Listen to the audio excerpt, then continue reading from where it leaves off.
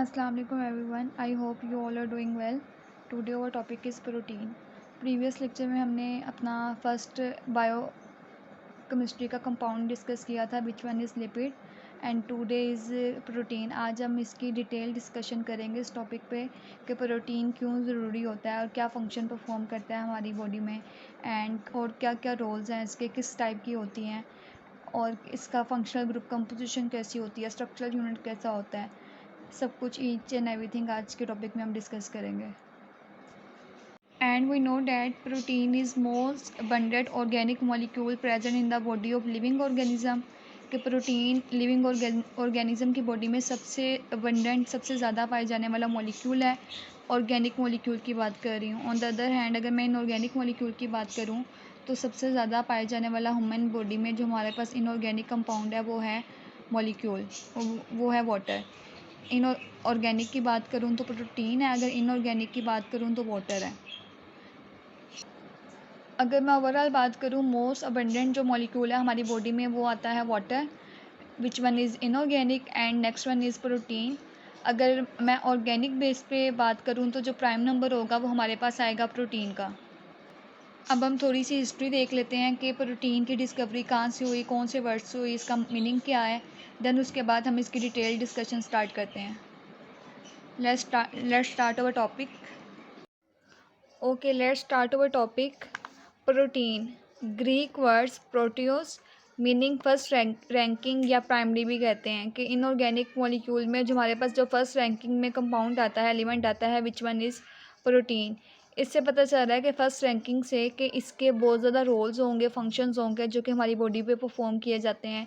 अब यहाँ पे कुछ सिलेक्टिवली मैंने यहाँ पे मेंशन किए हुए हैं, जैसे कि एंजाइम, वो भी किससे मिलके बने हुए होते हैं, प्रोटीन से. And as a catalyst work करते हैं, जो रिएक्शन को स्पीड अप करते हैं, खुद यूटिलाइज नहीं होते. आपको पहले से ये आइडिया है वट इज़ कैटलिस्ट, जो सिर्फ रिएक्शन को स्पीड अप करेगा, खुद एज इट इज़ ही रहेगा, खुद यूज़ नहीं होगा रिएक्शन में.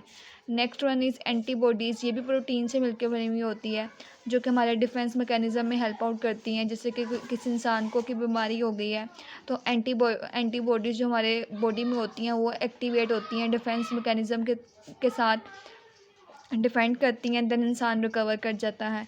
उसके बाद आता है स्टोरेज में भी हेल्प आउट करती है. हार्मोन्स, ये भी प्रोटीन से मिलके बने हुए होते हैं कुछ. एंड प्रोटीन स्टोरेज यूनिट के तौर पर भी वर्क करती है, जैसे कि अमाइनो एसिड है, मिल्क है, प्लांट में भी.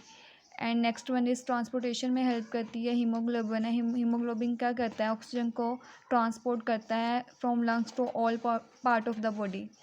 एंड सेलुलर कम्युनिकेशन में भी हेल्प आउट करती है.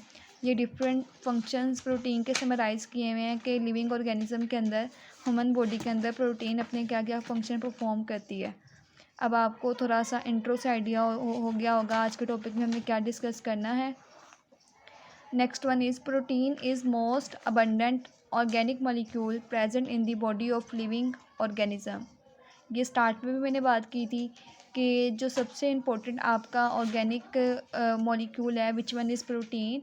अगर हम इसलिए हम इसका मीनिंग भी यही है, फर्स्ट रैंकिंग एलिमेंट. अगर हम on the other hand inorganic molecule की बात करें तो उसमें हमारे पास जो सबसे मेजर अबंडेंट जो हमारे पास एलिमेंट है विच वन इज़ वाटर, वो आएगा इनऑर्गेनिक में. एंड प्रोटीन हमारे पास आ जाएगा ऑर्गेनिक मॉलिक्यूल में. अब हम डिस्कस करेंगे इसकी कंपोजिशन देखेंगे एंड स्ट्रक्चर यूनिट देखेंगे. उसका जो फंडामेंटल यूनिट है which one is amino acid. फिर अमाइनो एसिड के ऊपर डिस्कशन करेंगे एंड किस लिंकेज के थ्रू अमाइनो एसिड आपस में कंबाइन करते हैं, देन हमारे पास प्रोटीन का स्ट्रक्चर फॉर्म होता है. ईच एंड एवरीथिंग अब हम डिस्कस करेंगे one by one.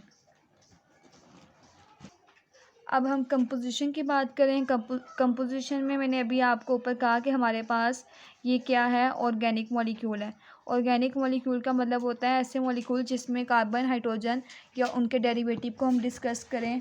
Which kind of compound is called organic molecule. इसकी कंपोजिशन में हमारे पास हाइड्रोजन आएगा एंड कार्बन आएगा, ऑक्सीजन, नाइट्रोजन, ये सारे के सारे हमारे पास क्या आएंगे, nitrogen, sulphur sometime and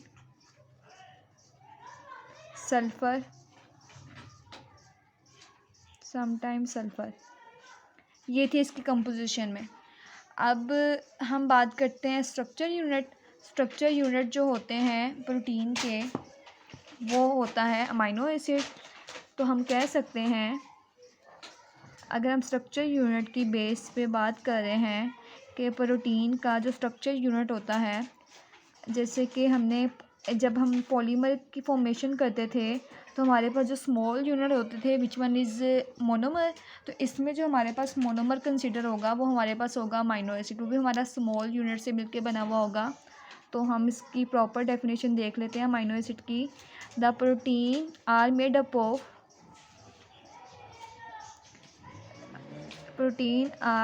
up of small units are called amino acid.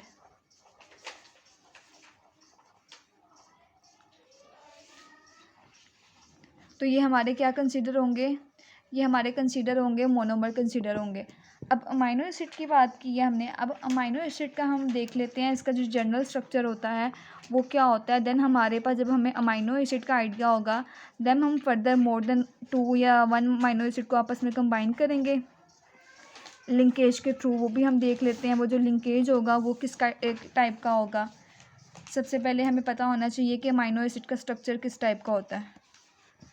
Amino acid में हमारे पास amino acid is organic molecule.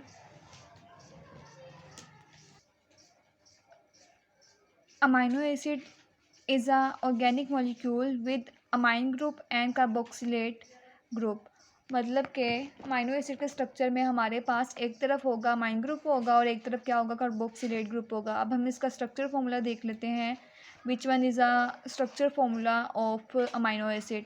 एक साइड पे उसका क्या है, COOH कार्बोक्साइल ग्रुप है एंड अमाइन ग्रुप है NH2, ये हाइड्रोजन है, अल्फ़ा प्रोटॉन हमारे पास, एंड आर हमारे पास क्या है, अल्काइल ग्रुप। ये यहाँ वेरिएशन हो के हमारे पास प्रोटीन की नेचर, अमाइनो एसिड की नेचर क्या हो सकती है, वेरी कर सकती है अकॉर्डिंग टू अल्काइल ग्रुप। जिस तरह अल्काइल ग्रुप चेंज होता रहेगा हमारे पास क्या होगा, अमाइनो एसिड में वेरिफिकेशन आती रहेगी, वेरीफाई होता रहेगा अल्काइल ग्रुप चेंज करने से।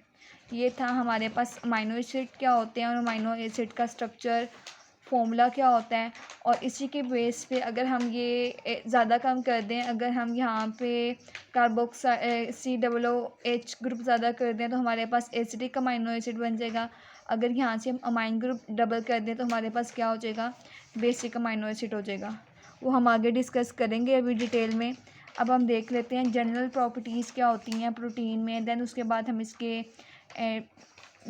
बॉन्ड फॉर्मेशन की बात करते हैं, किस लिंकेज के थ्रू हमारे अमाइनो एसिड आपस में लिंकअप करते हैं, देन बॉन्ड फॉर्म करते हैं। फिर उसके बाद टाइप्स भी इसके डिस्कस कर लेते हैं। ओके, अब आर ग्रुप की बेसिस पे हम ये भी कह सकते हैं कि हमारी there are 20 to 21 amino acid which take part in protein synthesis. सिर्फ इतने अमाइनो एसिड हमारी बॉडी के अंदर प्रोटीन की सिंथेसिस करेंगे। अदरवाइज़ हम बात करें, जनरल बात करें तो 100 से ज़्यादा प्रोटीन अब तक डिस्कवर हो चुकी हैं। बट पहले हमारी बॉडी में जो प्रोटीन के सिंथेसिस में हेल्प आउट करती थी वो सिर्फ 20 अमाइनो एसिड थी। अब रिसेंट स्टडी में एक और अमाइनो एसिड ऐड हो गया, अब ये 21 फिगर है। यही हमारी बॉडी में डिफरेंट फंक्शन को हमारे अंदर क्या करेगी, परफॉर्म करेगी। जितने भी हमारी बॉडी के अंदर प्रोटीन है वो इन्हीं 21 अमाइनो एसिड से ही मिलके बनी हुई होगी, जिनमें इनके स्ट्रक्चर डिफरेंट होंगे, आर ग्रुप की वेरिएशन होगी, लेकिन होंगी यही 21 होगी। एंड अगर हम आर ग्रुप के बेसिस पे बात करें, उसकी बेसिस पे कुछ जनरल प्रॉपर्टीज़ होंगी अमाइनो एसिड की, वो भी हम देख लेते हैं।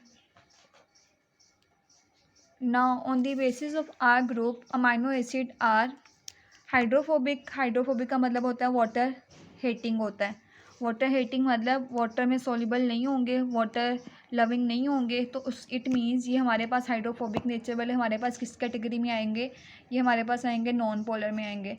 On the other hand hydrophilic means water loving, easily water में सॉल्युबल हो जाएंगे। तो वाटर में सॉल्युबल हो जाएंगे इट मीन्स पोलर नेचर होंगे, इलेक्ट्रिकली चार्ज होंगे, कोई ना कोई चार्ज होगा, पॉजिटिव होगा, नेगेटिव होगा, तो ये भी हम कह सकते हैं हमारे पास जो अमाइनो एसिड होगी वो एसिडिक इन नेचर हो सकती है और बेसिक इन नेचर हो सकती है। ये कुछ जनरल थी हमारे पास प्रोटीन की जनरल प्रॉपर्टीज़। अब हम बात करते हैं इसमें जब अमाइनो एसिड आपस में कंबाइन करते हैं, जैसे कि हमने अगर हम मोनोमर और एंड पॉलीमर का कॉन्सेप्ट अपने माइंड में रिवाइज करें। मोनोमर जब आपस में कंबाइन करते थे वो किस लिंकेज के थ्रू करते थे? कोवलेंट बॉन्ड के थ्रू करते थे। अब अमाइनो एसिड जिस लिंकेज के थ्रू आपस में कंबाइन करेंगे विच वन इज पेप्टाइडो लिंकेज आएगा या peptide bond. Now discuss peptide bond या पॉलीपेप्टाइड। पॉलीपेप्टाइड एंड या हम कह सकते हैं पेप्टाइड बॉन्ड। अब इसमें क्या होता है, जब हमारे पास दोनों अमाइनो एसिड आपस में कंडेंस करेंगी, उनके कंडेंस करने से हमारे पास एलिमिनेशन हो गई वाटर मॉलिक्यूल का एंड हमारे पास क्या होगा, पेप्टाइड बॉन्ड फॉर्म हो जाएगा। अब यहाँ पे मैंने लिया है, ये मेरे पास है फर्स्ट अमाइनो एसिड जिसको मैंने ओपन करके लिख दिया ताकि आपकी कन्वीनियंट के लिए आपको आसानी हो कि आपको पता हो कहाँ से हमारे पास OH ग्रुप रिमूव हुआ है एंड सेकंड वाले अमाइनो एसिड से हमारे पास कौन सा ग्रुप रिमूव हुआ है। NH2 CRH and COOH। अब यहाँ पे क्या होगा, अभी मैंने आपको कहा कि दोनों अमाइनो एसिड आपस में कंडेंस करेंगे with the elimination of water molecule, हमारे पास क्या होगा, पेप्टाइड बॉन्ड बनेगा। अब यहाँ पे क्या हुआ, एक अमाइनो एसिड के हमने क्या लिया, OH ग्रुप ले लिया, दूसरे अमाइनो एसिड से हमने हाइड्रोजन ग्रुप ले लिया, अल्फा हाइड्रोजन ले लिया। OH एंड H मिलके वाटर यहाँ से हमारा रिमूव हो जाएगा और वाटर के रिमूव करने से यहाँ पे हमारे पास क्या बन जाएगा, लिंकेज बन जाएगा with the elimination of water. This kind of linkage is form which one is peptide bond. CRH C double bond O and NH